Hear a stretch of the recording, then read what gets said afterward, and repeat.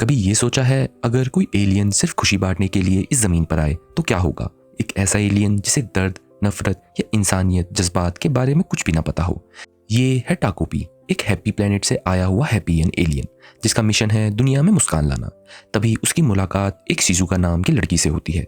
एक छोटी सी लड़की, लेकिन जिंदगी के बोझ ने उसकी सारी खुशियां पहले ही छीन दी हैं। एक और बात गाइस, आपको ये एनिमे देखने में कैसा भी लगे, बट इसमें हमें सोसाइटी के बारे में बहुत सारी चीज़ें साफ साफ दिखाई गई हैं, जैसे डिप्रेशन, बुलिंग और भी बहुत कुछ। तभी इस एनिमे ने 2025 में सोलो लेवलिंग के रिकॉर्ड को सिर्फ 3 एपिसोड में तोड़ डाला। तो अगर आपको भी ऐसे इश्यूज अपनी असल ज़िंदगी में हैं तो हमारे कमेंट सेक्शन में बताइए और शेयर कीजिए, क्योंकि ऐसी सिचुएशन में हमें औरों से ज़्यादा खुद से ही खतरा होता है। वो भी शायद इसलिए क्योंकि हम ये बातें लोगों से शेयर नहीं कर पाते हैं। But you can feel free to comment down और शेयर करिए ताकि हमारी छोटी सी एनिमे लवर्स की फैमिली आपस में बॉन्ड स्ट्रॉन्ग और कर पाए।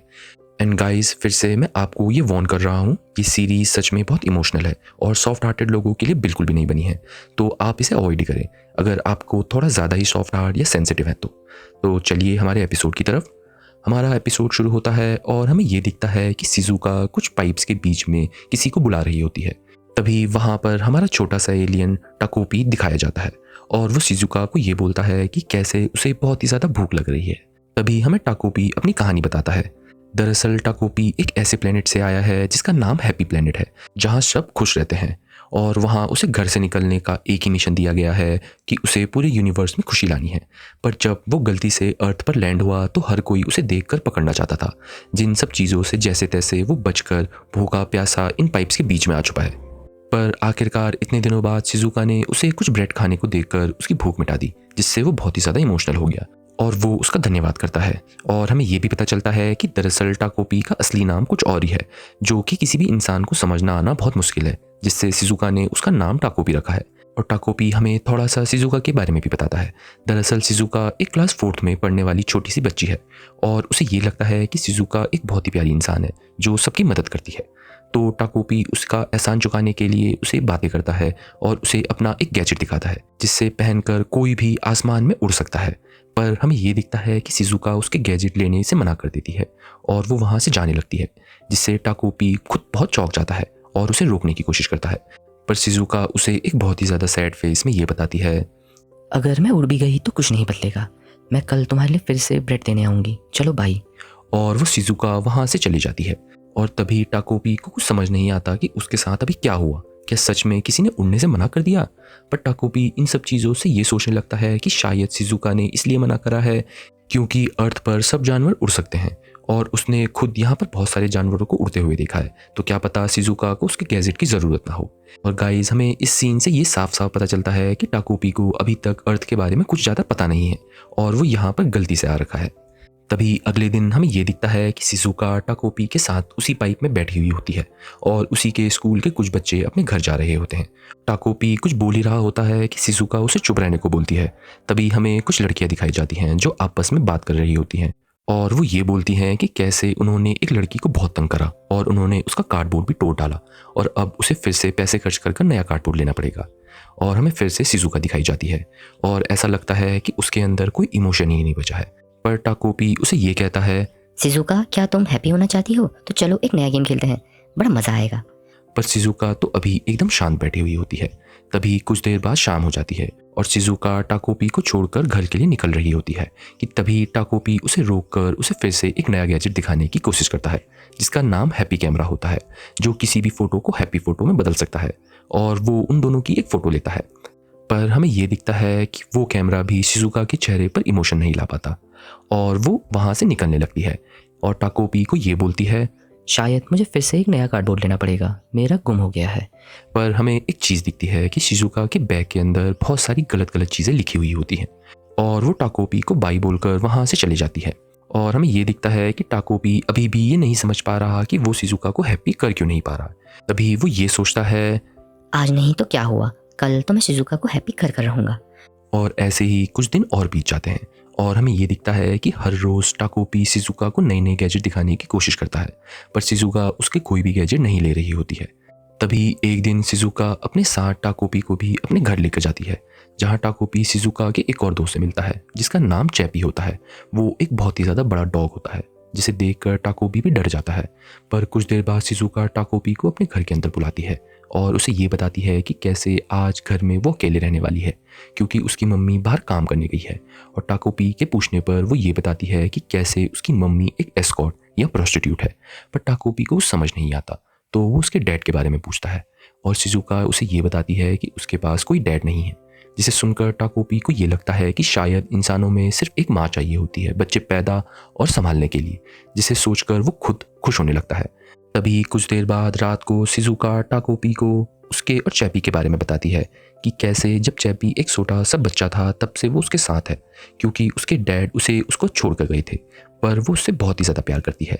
और कैसे जब तक चैपी उसके साथ है तब तक उसे कोई फ़र्क नहीं पड़ता उसके साथ कितना बुरा होगा और वो उसके साथ खुश रहेगी, जिसे सुनकर टाकोपी बहुत खुश होने लगता है और वो लोग बाहर वॉक के लिए निकल जाते हैं और टाकोपी अपने घर की बातें शिजुका को बताने लगता है। पर हमें ये दिखता है कि शिजुका उसकी बातें सुनकर बहुत ही ज़्यादा इमोशनलेसली ये बोलती है, एक ऐसी जगह जहाँ पर सब हैप्पी रहते हैं, काश मैं भी ऐसी जगह जा पाती। जिसे सुनकर टाकोपी को भी अपनी माँ की बातें याद आने लगती हैं कि कैसे उसकी माँ ने ही उसे ये हैप्पी गैजेट्स देकर पूरे यूनिवर्स में सबको खुश करने के लिए भेजा है। पर कुछ भी हो वो अपनी माँ के दिए गए रूल्स नहीं तोड़ सकता। पर टाकोपी ये सोचकर ये बोलता है, मॉम मैंने रूल्स तो क्या, शिजुका के चेहरे पर एक स्माइल तक नहीं लाई है। तभी वो शिजुका से ये बोलता है, शिजुका मैं तुमसे वादा करता हूँ कि एक दिन मैं तुम्हें अपने हैप्पी प्लेनेट पर इनवाइट ज़रूर करूँगा और तुम्हारे चेहरे पर एक बहुत ही ज़्यादा बड़ी स्माइल ज़रूर लेकर आऊँगा। जिसे सुनकर हमें पहली बार शिजुका के चेहरे पर हल्की सी एक स्माइल दिखती है और वो टाकोपी को एक किस देती है, जिससे वो बहुत ही ज़्यादा शर्मा जाता है और वो उसे पार्क में छोड़कर उससे स्माइल कर कर कल मिलेगी कर कर बोलती है। वहीं दूसरे दिन सुबह हमें ये दिखता है कि शिजुका की हालत बहुत ख़राब होती है, जैसे उसे बहुत लोगों ने मारा हो, और वो ऐसी हालत में ही टाकोपी के पास चली जाती है और टाकोपी भी उसकी ये हालत देखकर कुछ समझ नहीं पाता और उसे ये लगता है कि शायद उसने चेहरे पर मेकअप लगाया है। पर हमें ये दिखता है कि शिजुका के हाथ में चैपी का कॉलर होता है और वो फिर से बिना किसी इमोशन के ये बोलती है कि उसके दोस्तों और उसकी लड़ाई हो गई है, जिसे सुनकर टाकोपी उसे एक और गैजेट देता है जिसका नाम फ्रेंडशिप रिबन होता है, जो कहीं पर भी जा सकता है और कितना भी लंबा हो सकता है और वो उसके दोस्त के पिंकी फिंगर में टाई होकर उन दोनों को वापस दोस्त बना सकता है।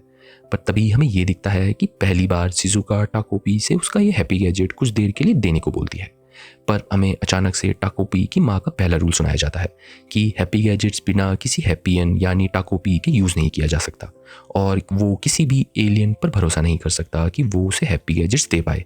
पर शिजुका उसे प्लीज़ कहकर वो रिबन मांगने लगती है और टाकोपी भी अपना ये रूल तोड़कर उसे वो दे देता है और वो रिबन लेकर वहाँ से चली जाती है और टाकोपी भी अपने पाइप्स में बैठकर शिजुका का इंतज़ार करने लग जाता है। पर हमें ये दिखता है कि बहुत देर बीत जाती है और शिजुका वहाँ नहीं आती है, जिससे वो खुद ही शिजुका के घर चले जाता है क्योंकि उसे ये लग रहा है कि शिजुका को शायद ये रिबन यूज़ करना नहीं आ रहा है। पर तभी टाकोपी ये देखता है कि शिजुका ने उसके ही गैजेट से फांसी लगा ली है। एंड गाइस सच में ये सीन बहुत ही ज़्यादा इमोशनल है, इतना कि मैं आपको दिखा भी नहीं सकता क्योंकि हमें ये दिखता है कि बहुत देर तक टाकोपी को ये पता भी नहीं होता कि शिजुका ने अपनी जान ले ली है क्योंकि वो तो एलियन है, तो उसे ये पता नहीं है कि इंसान कैसे मरते हैं। पर जब उसे ये पता चलता है कि शिजुका अब इस दुनिया में नहीं रही तो वो बहुत ही ज़्यादा डर जाता है और वो ये सोचता है कि शायद उसने जब अपना रूल फॉलो नहीं करा इसी की वजह से शिजुका की जान गई और टाकोपी सॉरी के अलावा कुछ और नहीं कर सकता। तभी वो ये सोचता है कि काश वो शिजुका को और जान पाता कि उसने अपनी जान ली क्यों, और वो वहाँ से शिजुका को बाय बोलकर जाने लगता है। और हमें टाकोपी से ये पता चलता है कि मौत हर यूनिवर्स में सेम ही होती है और वो उसका कोई भी गैजेट नहीं बदल सकता। पर तभी टाकोपी को उसका हैप्पी कैमरा याद आता है और हमें ये पता चलता है कि भले ही टाकोपी शिजुका की जान वापस नहीं ला सकता, पर उसके कैमरा में एक ऐसा फंक्शन है जिससे वो उस कैमरा की खींची गई किसी भी फ़ोटो के समय में वापस जा सकता है और वो आखिरकार उसे यूज़ कर लेता है और वो खुद से एक और वादा करता है कि वो शिजुका को बचाकर उसकी स्माइल वापस लेकर आएगा और वो आखिरकार उस कैमरे की मदद से उसी टाइम में वापस आ जाता है जब उसने शिजुका के साथ वो फ़ोटो ली थी। और हमें ये दिखता है कि शिजुका और टाकोपी उसी पाइप में बैठे होते हैं और शिजुका टाकोपी को ये बोलती है कि कैसे वो फ्रीज़ हो गया था पिक्चर लेने के बाद, और टाकोपी को भी होश आ जाता है और वो शिजुका को देखकर थोड़ा इमोशनल हो जाता है क्योंकि वो असल में टाइम में पीछे आ गया है। तभी शिजुका भी वहाँ से वापस जाने को निकल रही होती है पर टाकोपी उसे रोक कर ये बताता है कि अब से वो उसके साथ हर जगह रहेगा और हमारा सीन शिफ्ट हो जाता है और हमें ये दिखता है कि सबसे पहले टाकोपी शिजुका के साथ उसके स्कूल चला गया है, जहाँ पर वो ये देखता है कि शिजुका के डेस्क में बहुत ही ज़्यादा गलत गलत लिखा होता है उसके बारे में।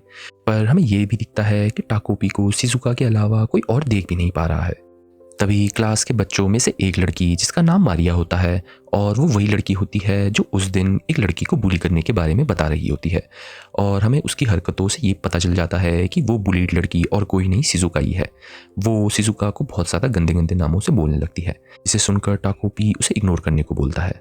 पर हमें थोड़ा पास दिखाया जाता है, जिसमें शिजुका टाकोपी को ये बताती है कि कैसे वो उसे स्कूल नहीं ले जा सकती, क्योंकि वहाँ पर सब लोग उसे देख लेंगे।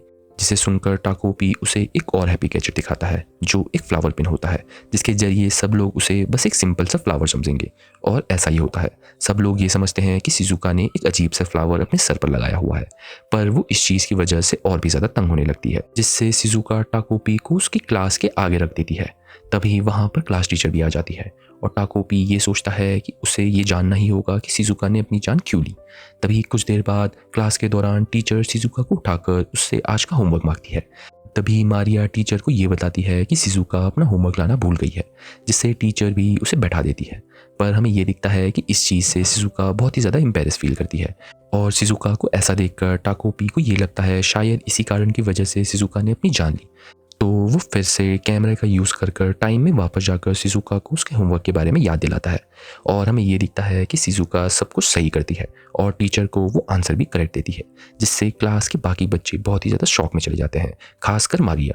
और हमें ये दिखता है कि ऐसे ही बहुत सारी चीज़ें होती हैं जब मारिया शिजुका को तंग करने की कोशिश करती है, पर बार बार टाकोपी मारिया के हर एक प्लान पर पानी फेर देता है। और तभी हमारे मासूम टाकोपी को कुछ रियलाइज़ होता है और वो शिजुका से ये पूछता है कि क्या मारिया और उसके बीच में लड़ाई हुई है। और हमें उसकी दुनिया के बारे में एक चीज़ पता चलती है कि कैसे अगर उनकी स्पीशीज़ में फ़ाइट होती है तो वो एक दूसरे के लिए हैप्पी पेपर में लिखकर बहुत सारी चीज़ें बोलते हैं। इससे सामने वाले को ये अंदाज़ा हो जाता है कि वो उससे गुस्सा है, और टाकोपी को भी यही लग रहा है कि इसी रीज़न की वजह से मारिया उसे इतना तंग कर रही है। शायद वो खुद चाहती है कि वो दोनों आपस में दोस्त बन जाएं। शिजुका ये सब सुनकर एकदम इमोशनलेसली ये बोलती है कि उसे भी ऐसा ही लगता है। तभी अगले दिन हमें ये दिखता है कि कुछ लड़कियां शिजुका को ये बताती हैं कि कैसे मारिया उसका इंतज़ार कर रही है स्कूल के पीछे, जिसे सुनकर टाकोपी तो बहुत खुश हो जाता है कि मारिया शिजुका से वापस दोस्ती करना चाहती है। पर हमें ये दिखता है कि शिजुका मारिया से मिलने के नाम पे थोड़ा डरने लगती है।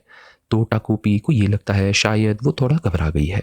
तो टाकोपी फिर से एक और गैजेट यूज़ करता है, और वो गैजेट किसी के भी डीएनए को लेकर खुद उसकी कॉपी बना सकता है, और वो उसे शिजुका पर यूज़ कर खुद ही उसकी कॉपी बन जाता है। और वो खुश होते हुए मारिया से मिलने चले जाता है। पर तभी वो बहुत खुश होकर मारिया से बात करने जा ही रहा होता है कि मारिया उस पर हाथ उठा देती है, जिससे उसे कुछ समझ नहीं आ रहा होता, और मारिया उसे बहुत ही बुरी तरीके से मारने लगती है। पर टाकोपी उसे उसका कारण पूछता है, पर मारिया तो उसे बार बार एक पैरासाइट कहकर बोलने लगती है। और वो ये कहती है कि कैसे शिजुका सिर्फ कुछ दिनों में ही बहुत ही ज़्यादा स्मार्ट बन गई है, और वो ये भी बताती है कि उसे उसके पापा वापस चाहिए। और इतना कहकर वो उस पर अपनी पेन से हमला कर देती है। तभी कुछ देर बाद टाकोपी फिर से टाइम में पीछे चला जाता है, और वापस स्कूल में आकर टाकोपी यही सोचता है कि शायद उसी की वजह से मारिया ने शिजुका को मारा, क्योंकि उसने शिजुका की बहुत मदद करी, जिससे मारिया को और भी ज़्यादा बुरा लग गया होगा, और वो कंफ्यूज होने लगता है। पर कुछ देर बाद वही सीन आ जाता है जब मारिया ने शिजुका को स्कूल के पीछे बुलाया था। तो टाकोपी ये डिसाइड करता है कि वो शिजुका के बदले नहीं जाएगा, और शिजुका भी मारिया से मिलने चली जाती है। पर टाकोपी बहुत सैड होने लगता है कि वो शिजुका की मदद नहीं कर पा रहा है, पर वो अपने आप को रोक नहीं पाता और फिर से शिजुका में बदलकर अपने टीचरों के पास ये बताने चले जाता है। और उसी की वजह से समय रहते शिजुका भी बच जाती है, और हमें ये दिखता है कि उसे बहुत कम चोट लगी है। तभी उनकी क्लास में से एक लड़का, जिसका नाम अजुमा होता है, वो शिजुका को ख्याल रखने को बोलता है, और वो शिजुका को ये भी बताता है कि कैसे वो और टीचरों के पास मारिया की शिकायत कर सकती है। पर शिजुका उसकी बातें ना सुना कर वहाँ से चली जाती है, जिससे हमें ये साफ दिखता है कि अजुमा भी शिजुका की ऐसी हालत देखकर बहुत सैड है। तभी कुछ देर बाद वही पाइप्स में शिजुका टाकोपी को ये बोलती है कि कैसे उसने उसकी जान बचाई, और उसकी वजह से ही उसके चेहरे पर उतना ज़्यादा चोट नहीं आ पाई। और वो ये भी बताती है कि कैसे उसे ये सब पता है कि टाकोपी उसके पीठ पीछे बहुत सारी चीज़ें कर रहा है, जिससे वो खुश हो पाए। पर टाकोपी उसे ये बताता है कि कैसे शायद वही इन सब चीज़ों के पीछे जिम्मेदार है, और उसी की वजह से मारिया उससे इतना नाराज़ है। पर शिजुका टाकोपी को ये बताती है कि कैसे ये सच नहीं है। दरअसल स्कूल उसके लिए ऐसा ही चल रहा है जब से मारिया के डैड और शिजुका की मॉम कुछ ज़्यादा ही क्लोज आने लगे हैं। उसके लिए तब से कुछ भी मज़ेदार नहीं बचा है और उसे इन्हीं सब चीज़ों की वजह से अपनी ज़िंदगी से नफरत हो गई है। और वो रोते रोते ये बोलती है, आजकल ये ज़िंदगी ज़्यादा बुरी नहीं लगती है, सिर्फ तुम्हारे और चैपी की वजह से। और ये सब सुनकर टाकोपी उसे और भी हैप्पी करने की कोशिश करता है। तभी हमें ये दिखता है कि मारिया शिजुका को चुपचाप देख रही होती है और वो गुस्से से घर चली जाती है और वो यही सोच रही होती है कि पता नहीं क्या हो रहा है। इतने दिनों से वो शिजुका को बुली कर रही है पर उसका कोई भी असर नहीं हो रहा है। तभी वो अपने घर चली जाती है, पर अचानक से वो ये देखती है कि उसकी मॉम ने पूरे किचन में तबाही मचाई होती है और उसकी मॉम ये बोलती है कि कैसे उसके पापा शिजुका की मम्मी के साथ खाना खाने चले गए हैं और वो दोनों खुश हैं। पर हमें ये साफ साफ दिखता है कि मारिया की माँ अपना सारा गुस्सा मारिया पर निकालने की कोशिश करती है और हमारा सीन वापस शिफ्ट हो जाता है, जहाँ हमें ये दिखता है कि चैपी, शिजुका और टाकोपी साथ में मिलकर सोने जाते हैं और हमारा एपिसोड यहीं ख़त्म हो जाता है। तो चलिएगा इस समय की तरफ।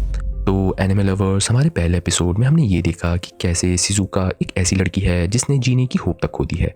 वो एक ऐसे एलियन से मिलती है जिसे अर्थ के बारे में कुछ भी नहीं पता होता।